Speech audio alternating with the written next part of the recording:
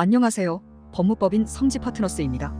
오늘은 교통사고에도 변호사 상담이 필요한 이유에 대해 말씀드리겠습니다. 교통사고를 일으킨 운전자에 대한 형사처벌 형량이 갈수록 높아지고 있습니다. 이에 운전자들도 억울함을 토로하는 일들이 많아졌는데요. 최근에는 주차장 바닥에 앉아있던 아이를 발견하지 못하여 차량이 치고 지나친 사건이 발생하였습니다. 운전자 측 보험사는 운전자에게 100% 과실이 있다고 판단하였습니다. 그러나 운전자는 운전석 시야에서 아이를 발견할 수 없었다며 억울함을 호소하였는데요.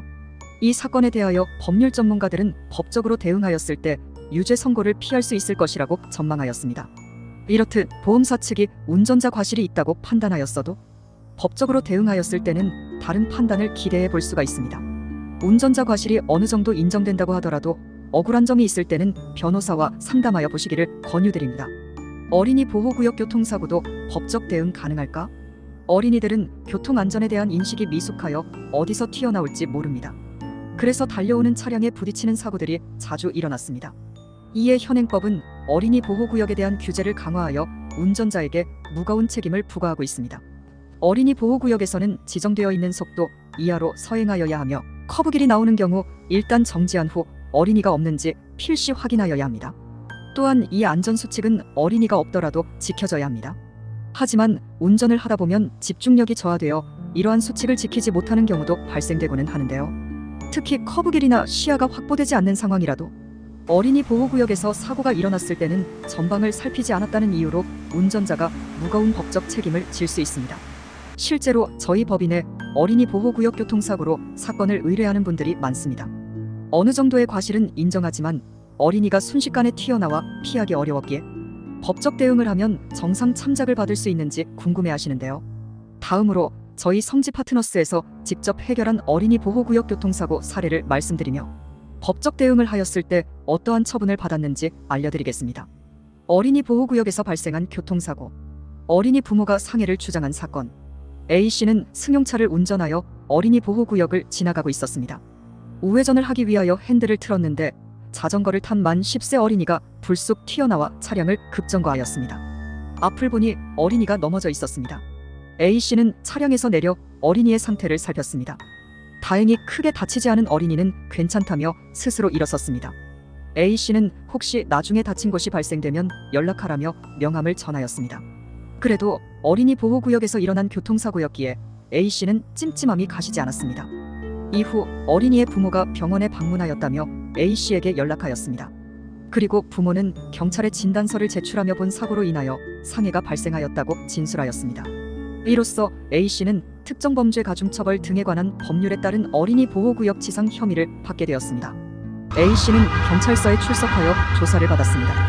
A씨는 당시 경황이 없었으나 지금 생각해보니 어린이와 부딪히는 느낌을 받지 못하였고 사고 현장에 움푹 패여 있는 부분이 있었는데 어린이가 그로 인하여 넘어진 것 같다고 진술하였습니다. 그러나 어린이 보호구역에서 어린이의 안전을 유의하면서 전방 및 좌우를 살펴 안전하게 운전해야 할 업무상 주의 의무를 소홀히 한 점에서 혐의를 피하기가 어려웠습니다.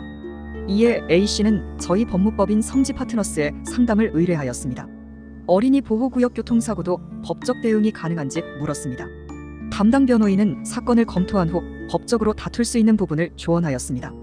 A씨는 변호사를 선임하여 법적 대응을 하기로 결정하였습니다.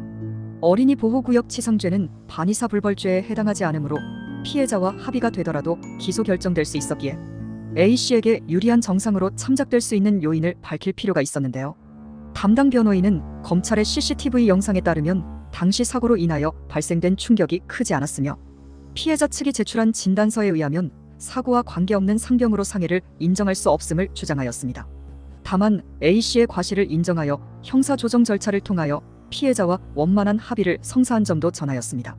검찰은 운전자에게 어린이 보호구역에서의 업무상 주의 의무를 소홀히 하였다는 과실이 있으나 변론에 따른 내용을 참작하면 증거 불충분하여 혐의가 없다고 결정하였습니다. 따라서 어린이 보호구역 교통사고에 법적 대응을 한 결과 불기소 처분을 받았습니다.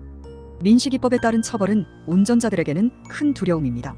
민식이법은 특정범죄 가중처벌 등에 관한 법률에 따르며 어린이 보호구역에서 일어난 교통사고의 경우 가중처벌로 규정되어 있습니다. 따라서 운전자들에게는 두려운 제도입니다. 어린이 보호구역에서 시속 30km 이상으로 운전하거나 위 사례와 같이 안전운전 의무를 위반한 경우 모두 가중처벌을 받습니다. 인용 어린이를 사망에 이르게 한 경우에는 무기 또는 3년 이상의 징역에 처합니다. 어린이를 상해에 이르게 한 경우에는 1년 이상 15년 이하의 징역 또는 500만 원 이상 3천만 원 이하의 벌금에 처합니다. 이처럼 형사처벌 수위가 매우 높으므로 혐의를 받게 되었다면 조속히 변호사와 상담을 진행하는 것이 좋겠습니다. 보험사의 판단을 100% 신뢰하지 마시고 법률 전문가의 조언도 받아보는 것을 추천합니다. 이상 성지 파트너스였습니다. 감사합니다.